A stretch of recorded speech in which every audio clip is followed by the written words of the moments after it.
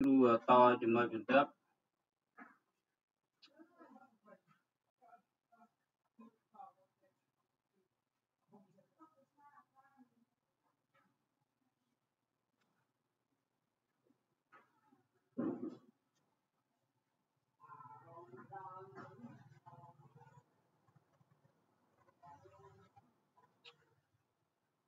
អញ្ចឹងគ្រូតេស្តឧទាហរណ៍នេះម្ដងទៀតឲ្យយើងមើលច្បាស់ណាអ្នកដែលអត់យល់ពីបញ្ហាកូដត្រូវសួរគ្រូណាឡើងវិញហើយគ្រូបញ្យល់ម្ដងទៀតណាគ្រូសេកូដឲ្យមើលអញ្ចឹង built in function មិនច្រើនគ្រាន់តែគ្រូលើកយកតែមួយបែបមកទេ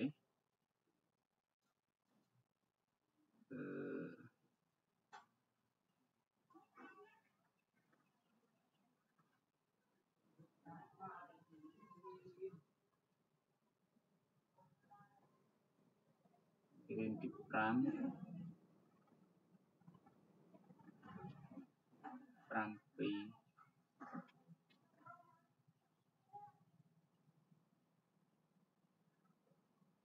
កូដវាបានរ៉ាន់រួចខ្លះហើយ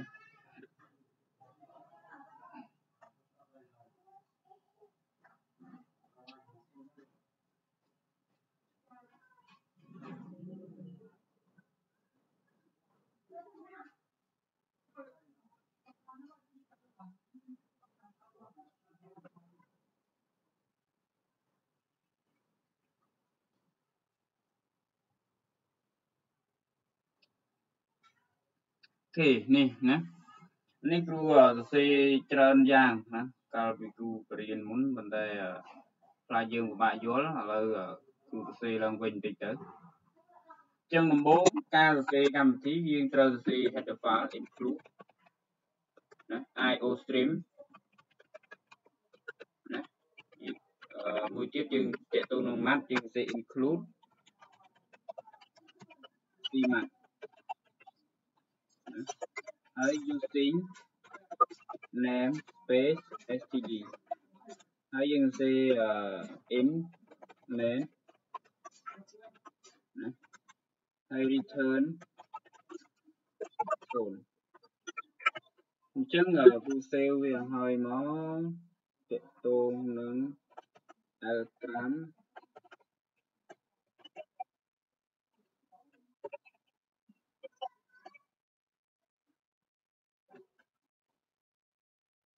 copy built-in function.cpp ណាtôiដាក់ឈ្មោះអញ្ចឹងចុះអញ្ចឹង built-in function ដែលយើងយកមកប្រើស្រេចនេះគឺ Sqrt Sqrt ណាអញ្ចឹងដើម្បីសរសេរ function ហ្នឹងយើងហៅវាធម្មតាទេណា function ហ្នឹងគឺបញ្ចូលតម្លៃ integer in number ហើយមួយទៀតគឺ float square root ឧបកៈបរិបទ2num គឺជាតម្លៃយើងបញ្ចូលហើយ square root គឺជាលទ្ធផលពេលយើងបញ្ចូលអាហ្នឹងណាអញ្ចឹងគឺចាប់ដើមប្រើធ្វើការគណនាដោយប្រើ built-in function គឺ Sqrt variable នេះ Sqrt ស្មើនឹង Sqrt built-in function នេះឃើញ built-in function នេះវានេះតម្លៃដាក់ថាតម្លៃយើងត្រូវបញ្ចូលនោះគឺ10 ឬក៏ float ណាឡង10អីទៅអញ្ចឹងតម្លៃជា float ឬក៏តម្លៃជា10ឬក៏ integer គឺអាស្រ័យយើងបញ្ចូលក្នុងនោះណាអញ្ចឹងគឺយើងបញ្ចូលតម្លៃ num ដែលយើងត្រូវនេះណាក្រោយមកយើង cout មក result cout out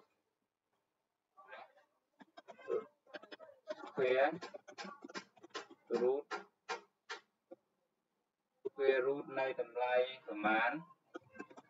num is អញ្ចឹង Sqrt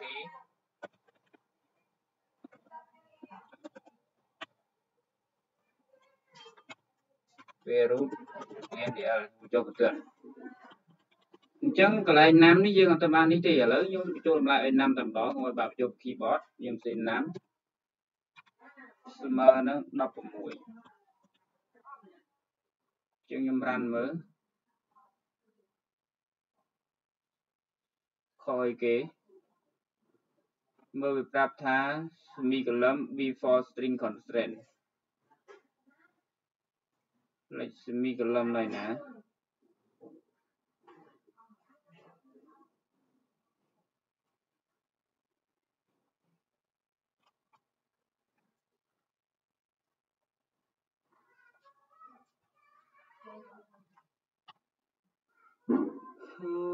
Online thì không mà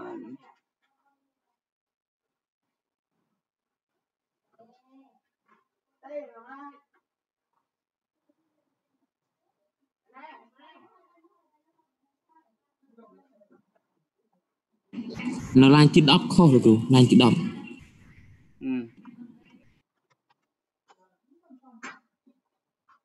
okay. Nè nè dân là tập Paul viết đầm lai thì dân bị châu đập vào muối ơi viết cứ mà buồn này đập muối cái đấy mà buồn chẳng hạn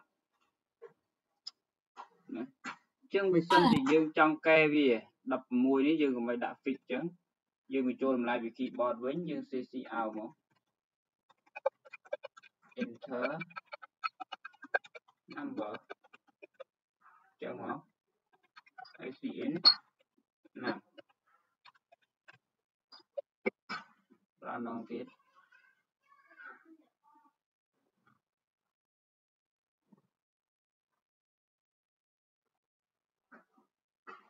nó đã bắp vào mùi mà thế buồn chứ làm lại với về dương ran rút cứ làm lại sao buồn á cô đã màn học 4 mà màn bay mình đấy học sự buồn cái đấy sao làm bay cô cho bây giờ trong cái khi nào môi đầm bay với clear screen mạnh dùng chẳng nên dương xây code cho người cô xả xe mới tìm trong xe clear screen xong code clear screen không anh đi cho mới cụ thể mở CLSO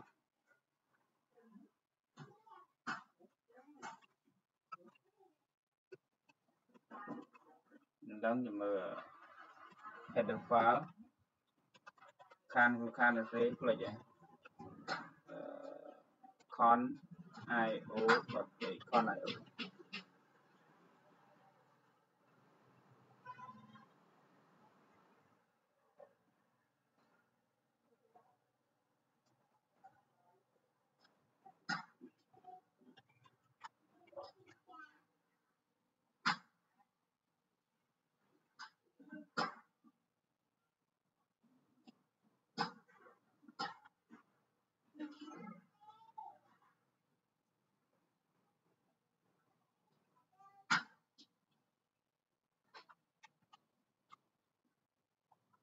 clear screen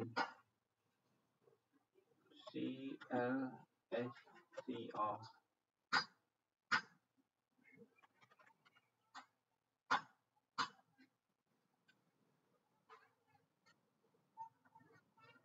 rồi chăm play của check mở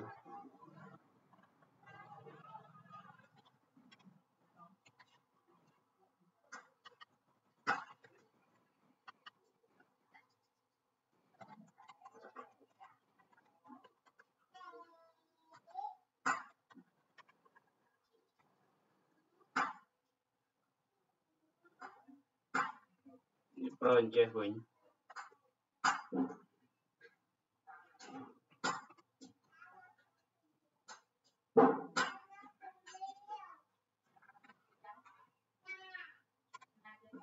rồi chẳng tên nào để dương trong clear screen được rồi khi dương aiจะ select ខានមក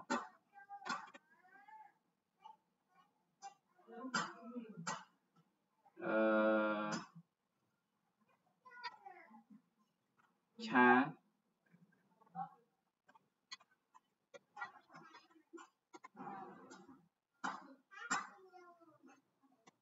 CLO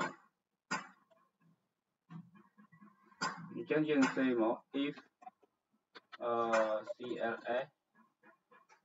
smaller than CH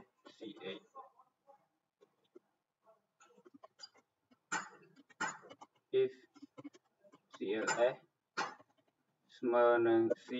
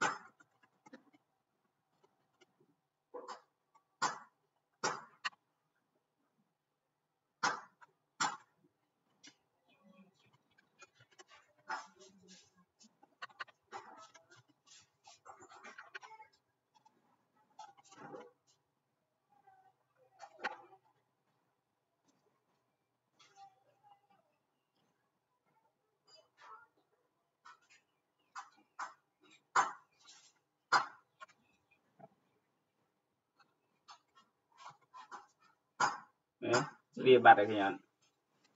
trong version thì quay lại 4 hay tôi quay sọc xí hỏi quay đồng tỷ lệ 7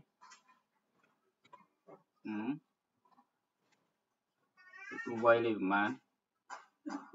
4 quay đồng tỷ lệ 4 cho mấy quay sọc xí mà chưa từng ngọt cần nhắc lại nữa rồi cứ mấy cái việc smart CH từ xa ấy kết CH vì chăm được tu làm lại vì keyboard đang chọn ấy vì chập lại bàn về na vì chập lại bán việc bỏ làm lại để gì chập bàn nó mua vài ball trà vào dưỡng để dùng suy đã xì lại hắn chẳng vì chập đâm check tơ xì ở dưỡng để chập lại bàn keyboard nó xong rồi là so xì ọt bây giờ so xì ở việc clear screen tới cho cái này nhà so chẳng bờ sân về clear screen cũng ảnh đạm một tiệt bán bờ clear screen nó ở việc go to nó cứ ban là bè mình đang là bè nào lại nhỉ bè na đây về ro go to vi rot morning down tiệt go to rot morning down tiệt em ở video lên đây này go to A nó ban na vi rot màu can là bè A này màu A nữa nhưng cái này là bé sẽ tiếng dương tàng hiện đại của bạn tại A nhé các bạn này đấy mình đi vô máy đạn các bạn này cô xin chơi hơi của đạn chơi máy đạn nữa các bạn này bởi dương quay co về so xí ơi chạy chơi nhất này chắc mà đi ai ta xe về tịch máu xe thà chị áo in thớ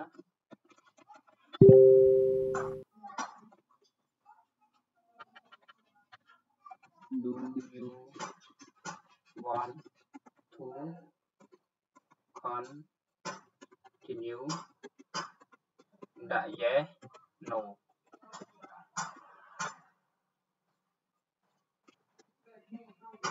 trên ngón hơi lại nó dừng mạch đã đi tới hiện đã so bài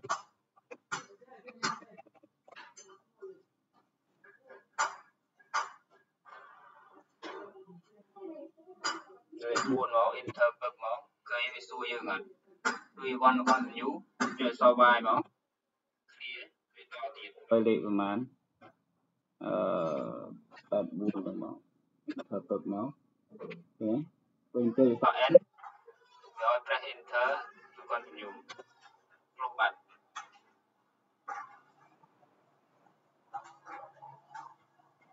chờ đăng lại nữa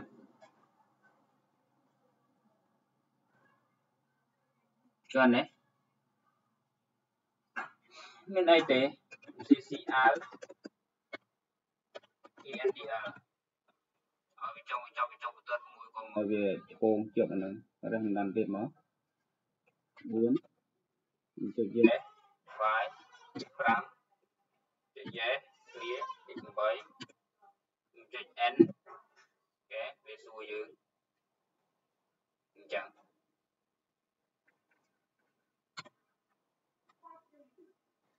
bán nào nhé chứ này ai cây trên này chân tới của dân trong ban lại cái nào đây cruise nó dương